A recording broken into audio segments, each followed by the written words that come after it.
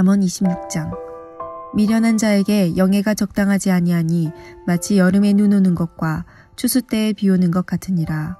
까닭 없는 저주는 참새가 떠도는 것과 제비가 날아가는 것 같이 이루어지지 아니하느니라.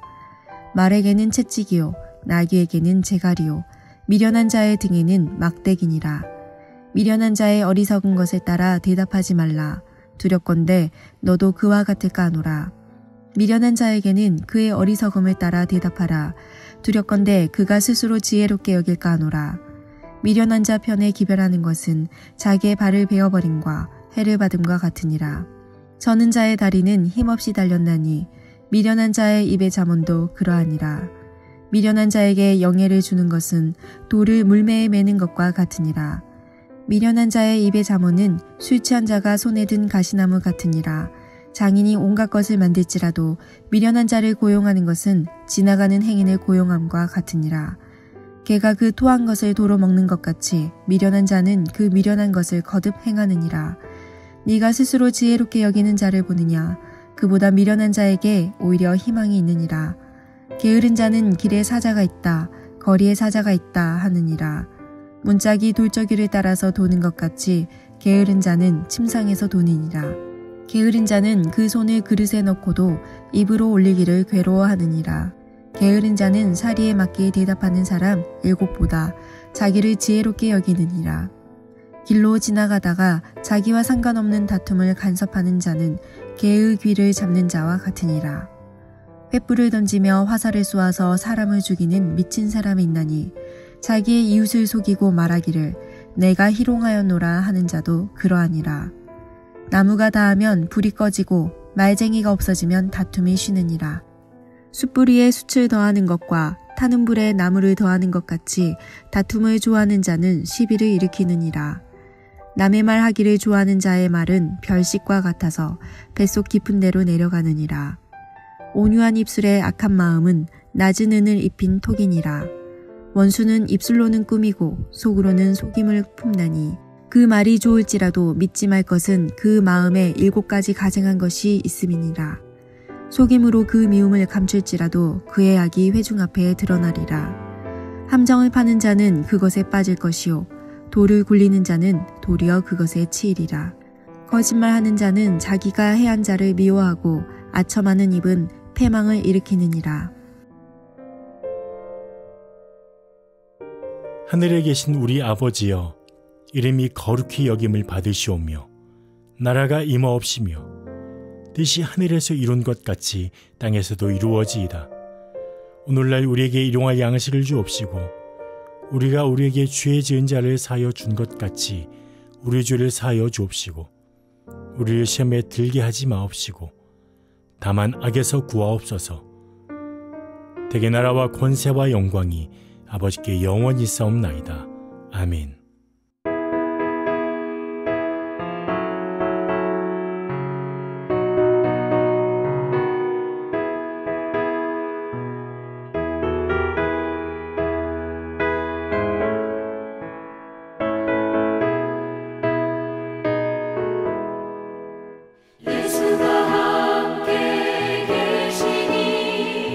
시험이 오나 겁없네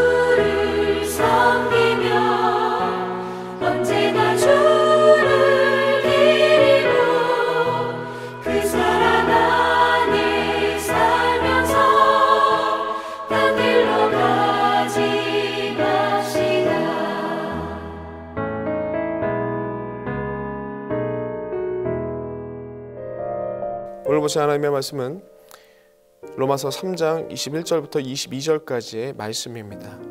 신약성경 243페이지입니다. 이제는 율법 외에 하나님의 한 의가 나타났으니 율법과 선지자들에게 증거를 받은 것이라. 곧 예수 그리스도를 믿음으로 말미암아 모든 믿는 자에게 미치는 하나님의 의니 차별이 없느니라. 아멘. 로마서 3장 21절부터 31절까지의 내용을 보시면 바울이 질문하고 답하는 방식, 문답식 방법을 통해서 말을 하고 있습니다. 이 문답식 방법을 통해서 독자로 하여금 질문을 생각하게 하고 거기에 대한 답변도 생각하게 만드는 그런 방식으로 말씀을 전하고 있습니다. 이 세 가지의 질문과 답이 나오고 있는데 그 첫 번째로는 뭐냐면 바울은 이렇게 질문합니다. 구원의 과정에서 인간이 자랑 삼을 만한 일이 있는가? 하나님의 구원의 그 과정에서 인간이 어떠한 부분에 있어서 자랑 삼을 만한 일이 과연 있는가? 라는 질문을 던집니다. 거기에 대한 답으로 바울은 전혀 자랑할 만한 것이 없다라고 얘기합니다. 이유는 하나님의 구원은 인간의 어떠한 행위나 노력으로 의롭게 돼서 구원을 얻는 것이 아니기 때문입니다. 하나님의 구원은 하나님께서 보이신 의, 참된 옳음인 예수 그리스도를 믿음을 통해서 얻어지게 되는 것이고 그것을 통해서 구원이 주어지는 것이기 때문에 인간에게 어떠한 행위나 노력으로 자랑할 수 없다라고 말씀합니다. 그게 21절, 22절의 내용입니다. 이제는 율법 외에 한 의가 나타났으니 율법과 선지자들에게 증거 받은 것이라. 곧 예수 그리스도를 믿음으로 말미암아 모든 믿는 자에게 미치는 하나님의 의인이 차별이 없느니라 라고 말씀합니다. 그러므로 적용적인 측면에서 우리가 해야 될 것은 무엇이냐? 우리가 어떠한 모습으로도 하나님께 자랑 삼을 만한 것이 없습니다. 오로지 하나님께서 주시는 은혜인데 이 은혜의 내용들을 알았다면 우리가 해야 될 것 두 가지입니다. 단 두 가지밖에 없습니다. 앞에서 우리가 살펴봤듯이 하나님의 살아계심을 드러내실 때 그것을 받아들이는 것, 우리가 할 수 있는 것이죠. 그리고 하나님의 말씀이 우리의 삶을 비출 때 죄됨이 드러나지 않습니까? 죄인됨을 인정하고 고백하는 것, 그것이 우리가 할 수 있는 유일한 것이다. 살아계심을 받아들이고 죄인됨을 인정할 때 하나님의 구원의 역사가 시작된다라고 이 앞에 부분에 있어서 좀 말씀드렸죠. 그 내용이 또 한번 반복되는 것입니다. 창세기 12장의 내용을 보시면 믿음의 조상으로 불리는 아브라함의 내용이 나옵니다. 아브라함을 생각해 보시면 탈무드의 내용을 보니까 아브라함의 아비 데라부터 우상을 판매하는 무상 판매하는 사람들이었습니다. 만들고 판매하는 사람들이었습니다. 아브라함도 그 대를 이어서 75세 때까지 가업을 이었던 사람입니다. 그런 자에게 하나님께서 나타나셔서 말씀하시죠. 하나님의 살아계심을 드러내십니다. 그럴 때 아브라함이 했던 것은 무엇이냐? 그 살아계심 하나님을 인정하고 받아들이고 그 다음에 자신이 여태까지 살아왔던 모든 인생의 여정을 정리하고 하나님의 말씀을 따라 떠나는 것, 지시한 땅으로 가는 것, 진정한 삶의 행동을 돌이키는 모습들, 진정한 회개의 모습이죠. 이런 모습들이 있었다는 것이죠. 신약의 사도 바울은 어떻습니까? 똑같은 모습이 나옵니다. 예수 그리스도를 믿는 자들을 경멸하고 박해하고 폭행하는 자였습니다. 그에게 주님께서 나타나셔서 살아계심을 드러냈을 때 바울이 했던 것은 단순합니다. 주의 살아계심을 받아들이는 것. 그리고 그 앞에 자신의 삶의 모든 부분이 잘못됐다는 것을 인정하고 이제는 그리스도를 전하는 전도자로 삶의 모든 발걸음을 바꾸는 것, 진정한 회개의 모습이 또한 그에게 있었습니다. 유대인의 논리대로 인간의 행위나 어떤 노력이 의롭다고 평가받는다면 그게 구원받는 기준이라고 한다면 이 아브라함, 믿음의 조상 아브라함과 또 신약의 대표적인 인물인 바울의 모습은 이 둘의 모습은 구원과 먼 삶입니다. 어떤 행위나 노력으로 받는다면 우상을 숭배하며 75년을 살아갔던 아브라함의 인생이나 예수 그리스도를 잡아 죽이는데 앞장섰던 사도 바울이나 구원과 먼 자들이라는 거죠. 그럼 오늘날 예수 그리스도를 먼저 믿는 우리도 마찬가지입니다. 왜냐하면 하나님의 말씀을 모르는 자에 몰라서 그런다라고 하지만 먼저 믿는 자들은 하나님의 말씀을 알면서도 죄성 때문에 날마다 넘어지고 날마다 똑같은 일에 반복되게 하나님 앞에 실수하고 죄를 범하는 그 부끄러운 일들을 행하는 것이 우리 아니겠습니까? 인간의 어떤 행위나 노력으로 구원을 받는다고 하면 정말로 우리도 구원에서 먼저라고 말씀드릴 수 있겠죠. 행위로 따진다면 더 나쁘고 더 죄질이 악한 자들이 먼저 믿는 자들입니다. 그런데 주님께서 이렇게 말씀하십니다. 27절과 28절의 내용을 한번 보시면 그런즉 자랑할 데가 어디 있느냐? 있을 수가 없느니라. 무슨 법으로냐? 행위로냐? 아니라 오직 믿음의 법으로니라 라고 말씀하시는 거죠. 그러므로 모든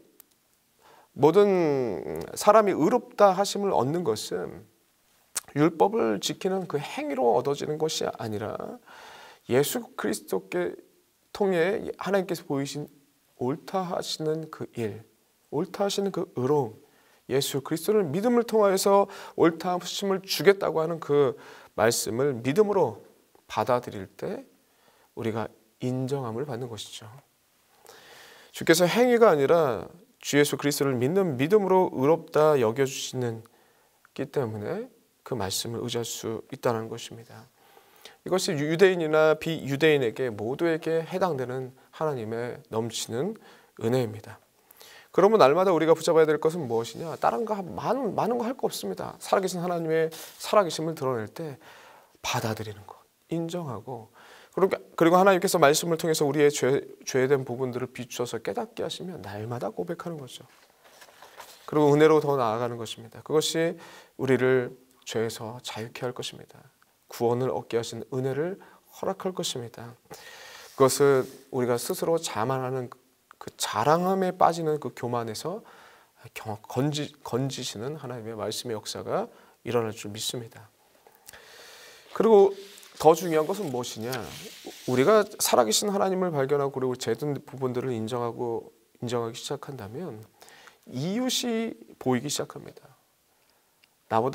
내가 좀 더 이웃 사람보다 나은 삶을 살고 있지, 내가 더 주님과 가깝지라고 생각했던 이런 영적인 교만함이 하나님 앞에 죄인임을 고백됐을 때 나도 죄인이고 옆 친구도 죄인이고 감옥에 있는 사람도 죄인이라는 생각을 가지게 되면서 복음에 흘러가는 하나님의 심정을 통해서 흘러가는 그 복음의 확장성을 보게 되는 것이죠.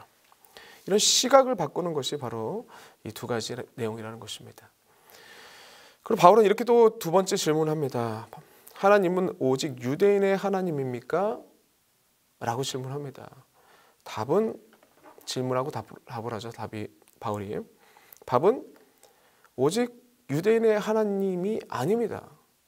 하나님은 모든 믿는 자의 하나님이라고 답을 합니다. 이것이 유대인과 비유대인의 관계 안에서 하나님께서 어떻게 일하시고 있는지를 보여주는 바울의 가르침입니다. 23절을 보시면요. 3장 23절. 모든 사람이 죄를 범하였으며 하나님의 영광에 이르지 못하더니 그리스도 예수 안에 있는 성령으로 말미암아 하나님의 은혜로 값없이 의롭다 하심을 얻는 자가 되었느니라 라고 하시면서 하나님의 구원이 모든 믿는 자를 대상으로 하고 있다는 것을 보여주고 있습니다. 그리고 오늘 본문의 29절을 한번 보시면요. 이렇게 말씀하십니다. 하나님은 다만 유대인의 하나님이냐 또한 이방인의 하나님이냐 하시니나 진실로 이방인의 하나님도 되시느니라 라고 하면서 유대인뿐만 아니라 이방인의 하나님까지도 되시는 것이 우리 하나님이시다라는 것을 아주 직접적으로 말씀하고 있는 것이죠.